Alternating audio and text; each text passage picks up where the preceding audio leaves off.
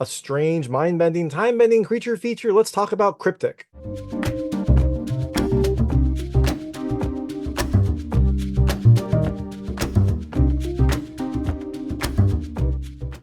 Hey everyone, it's David Stark from Watcher Pass. Today I'm here to talk to you about Kryptic, which is premiering at the South by Southwest Midnight Stage on March 10th, 2024. It is a new kind of time-bending, psychedelic creature feature that has some really great performances, a beautiful setting, and some very interesting concepts. Before I get started, I'm going to take this off. This is related to the movie. There's definitely some red pops, but it is also very hot. So, my hot take on this film is I think you should definitely watch it later. I really enjoyed it. I thought it was interesting. I thought it had a really interesting premise. It didn't, I don't know, come together for me all together at the end, but it was a very interesting journey. I think, I watched it twice, and the second time things started to kind of click a little more than the first time. So maybe it's one of those films you have to see two times to really get. But I definitely think you should check it out eventually. It is a beautiful film. It has some really interesting performances and some interesting concepts, but there were just a few things that didn't really click for me in it. So that being said, I'm going to tell you a little bit more about the film, a few things I liked, a few things I didn't like, and then really quickly go into the ending because I don't know, I just kind of have to talk through it to try to understand some of it. So as you can imagine, there will be spoilers in the ending section. If you don't want to know what happens in this movie, and you might not, I would turn it off when I get there. Before that, though, I'll keep it vague. I'll keep it spoiler free, and I'll let you know when I get to those spoilers. So like I said, Kryptic is about this woman who encounters this kind of monster in the woods and the strange kind of occurrences that happen to her after that. I mean, the encounter itself is strange, but after that, she seems a little bit changed, and other aspects of her life start to kind of draw connections to both the woods and the monster and some other person that went missing recently in the woods. So, all that being said, things I liked about this movie. The first, I love the style. It has this really beautiful kind of look to it. I mean, it's kind of the cinematography and the style. A lot of it takes place in the woods. You have these really great scenes where you get to see the forest and kind of all the weird things that could be there, but also the beauty of it. And then also the film has these like pops of color that really draw your attention. A lot of red pops, like some aspects of the creature are red, some aspects of the scenes are red. So it really kind of gets your attention early on. Also at the start, there was a almost like, I don't know, Moonrise Kingdom like look where all these like women who are part of a local group are going on a hike, and they're all dressed in like these pink jackets with these like yellow tops. And it looks really striking when you have that. It's got 12 like bright pops of color in this kind of like forest looking background. Again, it's just a really kind of striking sound. It really gets your attention right at the start. The second thing I love the slow build. It doesn't really tell you much about the story. It doesn't really tell you much about what's going on at the start, and you just kind of have to watch it to really get some understanding. Sometimes that's good, sometimes that's bad. I think here it worked. It really kind of made you pay attention and really kind of focus you in on the story.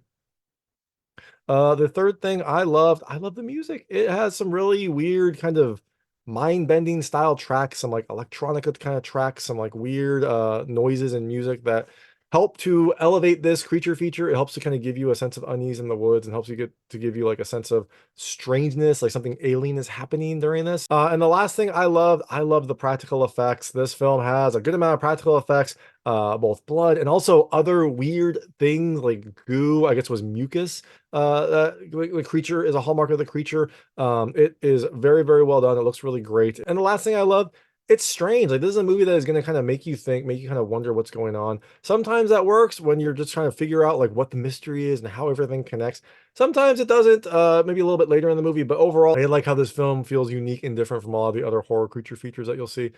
So all that being said, things I didn't love as much. The first, there's some kind of so-so CG. It's not a lot. There's only a few scenes where it looks like there might be some CG, but there was a big scene where the main character was standing in front of this like big nature view, and it looked like they might have CG'd it. I'm not sure. I don't. It just looked off. So maybe that was just some weird camera work. But for me, it was a little strange because this film is clearly filmed in the woods. You've got tons of beautiful nature. I don't know why they would do that. So maybe they didn't. Maybe it was just a weird lens thing. But for me, it was a little bit distracting.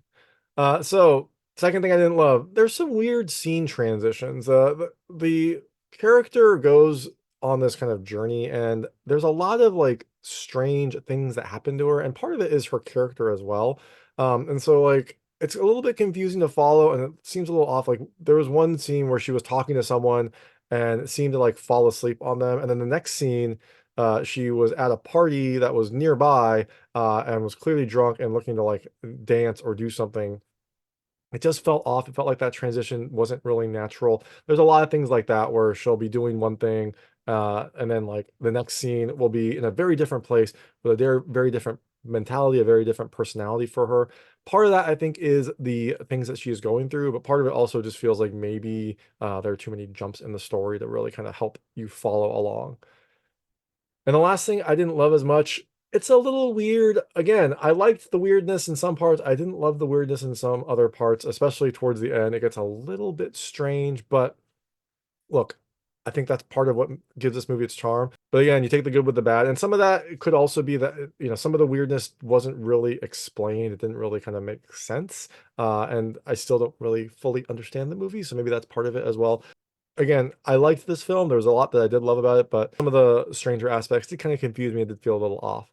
So all that being said, Cryptic premieres at South by Southwest on March 10th, 2024. Like I said, I think you should maybe watch it later, but if you do check it out, let me know what you think. Let me know your thoughts. I'd love to hear them. I'm going to go into the story and the ending right now, so there will be spoilers. If you don't want to know what happened in this movie, I would turn it off now. Cryptic is a story of this person named Kay. She is on this nature hike with this group of like hikers, this female group of hikers. They're out there to get, I guess, find some friends, get some exercise. And during this trip, she goes off into the woods and has an encounter with this strange cryptid, this strange creature called the Suka. And it's odd. You don't really see what happens, but when she wakes up, she has this like mucus secretion from her ears. And also has like no memory of what happened. Like she kind of wakes up and doesn't remember who she is, but she kind of starts to piece this together as she continues. But she doesn't know who she is. She doesn't know where she lives. She doesn't know what she does. But she does feel drawn to the woods. She does feel drawn to like figure out what happened. So as she's exploring her new life, she learns about this cryptid hunter, this cryptozoologist who disappeared recently in the woods named Barb. And Barb looks very much like Kay. It looks like they're the same person, except Barb is a cryptid hunter. She has a very different job. Kay is a veterinarian. She lives in a different place, but she, apparently looks just like this person and thinks there might be a connection. And as she's kind of researching this, something breaks into her apartment in like a red hood. She can't really see it, but she runs and she bolts out of there.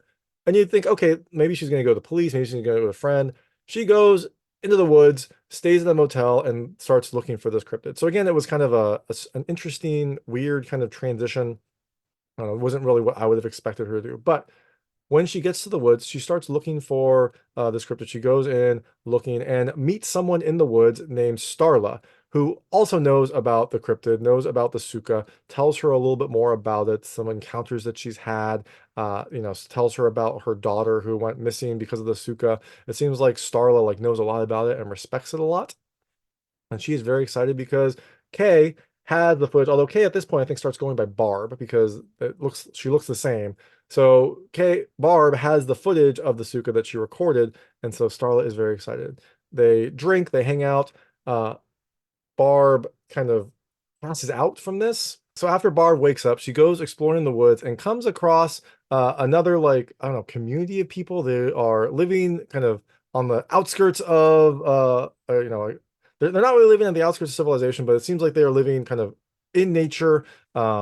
It seems like they also kind of know Barb. She seems to be recognized by a few people. The person that finds her that she stays with named Delaney, and then someone else in the community seems to recognize her.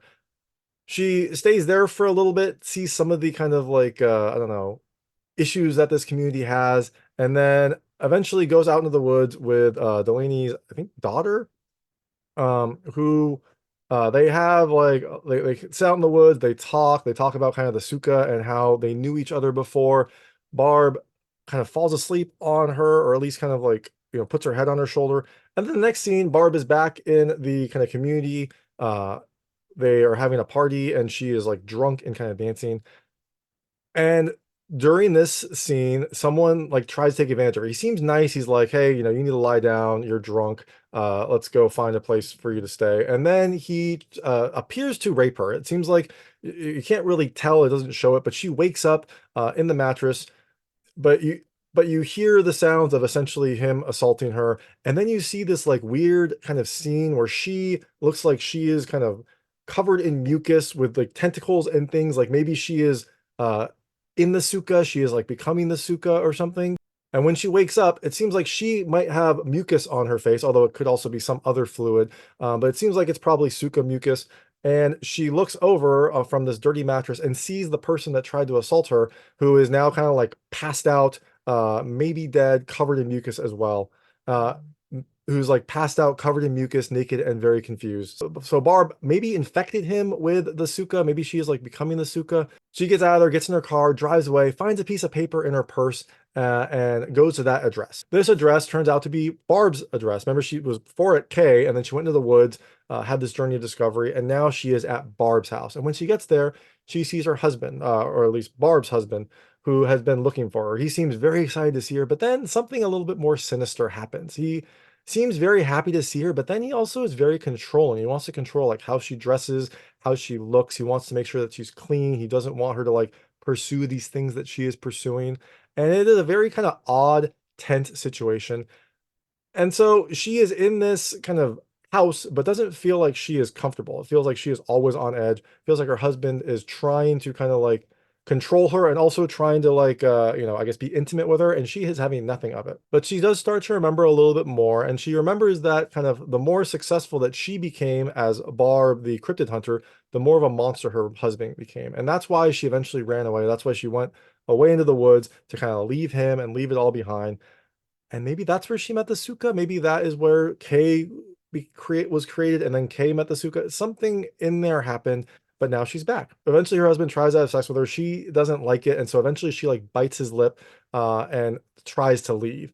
When she leaves, her husband tries to stop her, and he smashes the car driver's side window.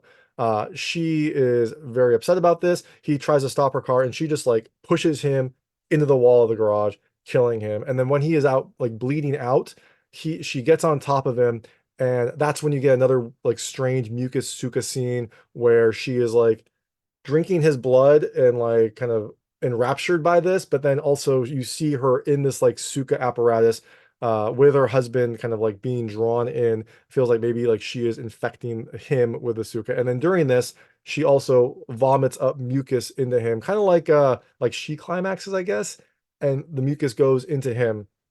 So it seems like maybe she is the Suka now, even though she doesn't look like the Suka. The Suka is supposed to be kind of a Bigfoot monster with long fingers.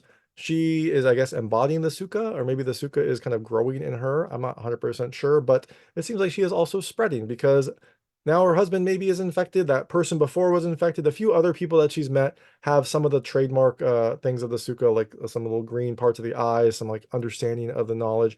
And also, one of the things that she learned is apparently one person thinks that the Suka is able to like travel between different portals, different like interdimensional portals, and like travel through time that way. Why would this be important? Well, after this scene, Barb sees a red like hooded sweater, puts it on, and then gets in her car and goes and drives to Kay's house. When she gets to Kay's house, she's acting a little weird. She kind of goes up to the front door. You see that red hood that Kay saw earlier in the movie, but from the outside, and then you see Barb grab a chair and smash the door. So that is what happened to Kay earlier in the movie, which has caused her to run out to the woods to look for Barb. It seems like Barb was the creator of this. So maybe part of this whole thing is that Barb, as the Suka, had to go back in time, I guess, to push Kay into the woods to eventually become the Suka. I'm not 100% sure because this happened after Kay originally encountered the Suka. So maybe uh, all of this is just pushing Kay out into the woods to kind of to like establish a stronger connection with the Suka. But that pushes Kay onto her journey, and Barb enters the house and finds a map that Kay had. And this map leads her to the mountains, leads her to a trail. And when she gets to kind of the clearing where Kay originally encountered the Suka, Barb is there with like her red hooded sweater. She has some flowers. She's kind of in the clearing. She looks out and you see this green shimmering light. So you don't really see what it is. You don't know if that is the Suka or if that is like these interdimensional portals that now she is able to manipulate because she has like I guess the Suka's powers. You don't really know, but she is staring out in the light. It starts to like shimmer brighter and green, and that's the film. That is Kryptic. Really understand it. Like it sounds, Barb feels like she became the cryptid, became the Suka, but it also feels like maybe the Suka was a defense mechanism for her whenever she was like taken advantage of by someone, by especially a man. She would use that to then get revenge. So it's possible that the Suka could just be a way for Barb to kind of like take control of her life and get rid of these things that are assaulting her or attacking her. It feels like it's more on the cryptid side. It feels like the cryptid gives her the ability to then do what she needs to survive, or at least do what she needs to punish these people and make them feel the pain that she has felt. But again, there's a lot of really interesting, strange concepts in here. Like I said, I don't really understand it completely, but it has some really interesting ideas and some great performances and just a really kind of beautiful style. So I think you should watch it later, wait for it to come to streaming or on demand. But if you do see it, let me know what you think. Let me know what you liked and didn't like. Let me know your thoughts. I'd love to hear them. And thanks so much for watching. If you like this review, please like and subscribe to this channel. It helps me out a lot. Make sure all my new content goes straight to you. Thank you.